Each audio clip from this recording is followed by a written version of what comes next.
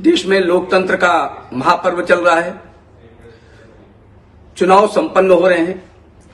2 चरणों के चुनाव संपन्न हो चुके हैं। लेकिन इसी बीच कुछ जिहादी षड्यंत्र भी सामने आए हैं, बेनकाब हुए हैं।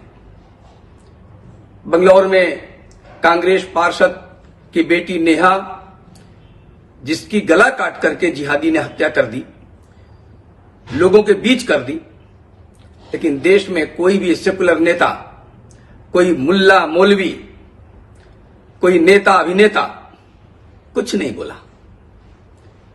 इसी प्रकार से दिल्ली के जहांगीरपुरी में एक 14 साल की हिंदू बच्ची का पीछा करने वाला मेहताब, जब उसकी मां ने उस मेहताब को रोका तो मेहताब अपने साथियों के साथ जाकर के उस मां की गोली मारकर हत्या कर देता है। लेकिन इनमें से कोई कुछ नहीं बोला। कल दिल्ली एनसीआर के 178 विद्यालयों में इस्लामिक नारों के साथ बम रखने की सूचना देते हुए एक मेल जाता है।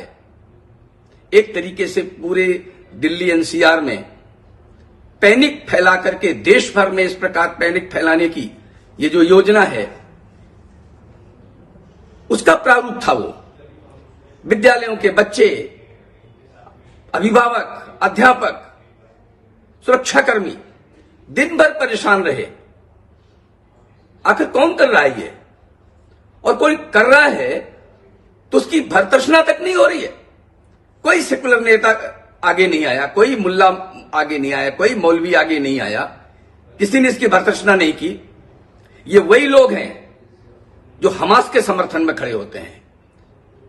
धूर्त, पाशविक, क्रूर, बीभत्स अत्याचारी हमास के साथ जो लोग खड़े होते हैं, ये वही लोग हैं जो चुप हैं, जो संविधान बचाने की बात करते हैं, लोकतंत्र बचाने की बात करते हैं, लेकिन इस प्रकार की घटनाओं में चुप रहते हैं।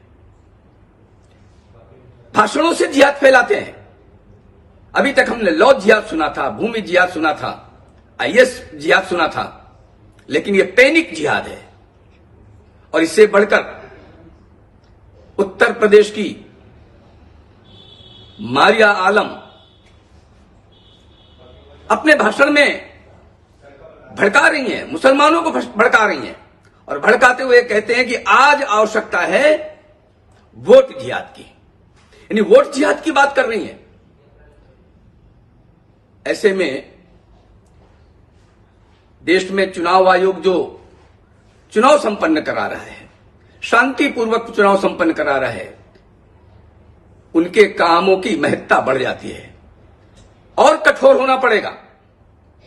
और ऐसा जो पैनिक फैलाने वाले लोग हैं, जिहादी नारे देने वाले लोग हैं, देश को आतंकित करने वाले लोग हैं, उनके लिए कड़ा व्यवहार करने की आवश्यकता है।